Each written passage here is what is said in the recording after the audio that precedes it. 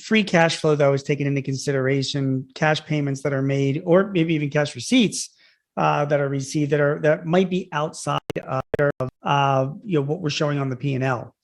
And we have to take those into consideration. Now, you mentioned capital expenditures, but there are other things that need to be taken into consideration for free cash flow, correct?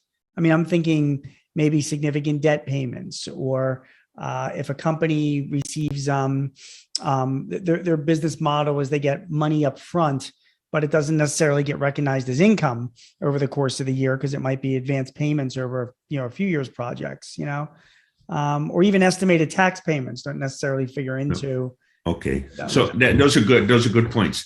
So let's cover the one about someone making a deposit or Sure. deferred revenue. It's a balance sheet item, not an income statement item. So Right. It doesn't show up in EBITDA. Right. If I pay you $100,000 for a project that's going to start as a deposit for something starting in 3 months, you're going to put it on your balance sheet as cash in, Right. and a current liability of deferred revenue. Correct. So that doesn't play into EBITDA.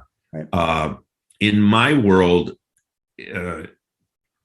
this is calculated on a pre-tax basis. You get into larger companies, they will factor in taxes more often. But with the small business, and especially with pass-through entities like S corps or LLCs, Sure. There's a lot of ways for an owner to minimize taxes and not have, and unless they're C corp, they're not going to have corporate taxes. Okay.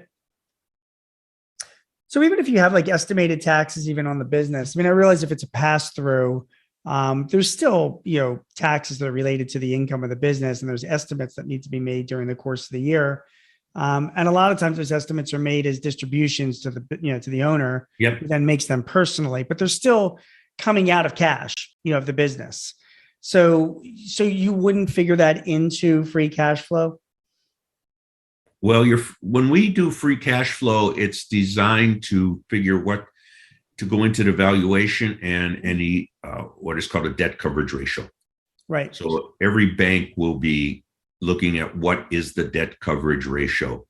So that means if it's 2-to-1, that means you have $2 of profit for every dollar of principal and interest payments. Right.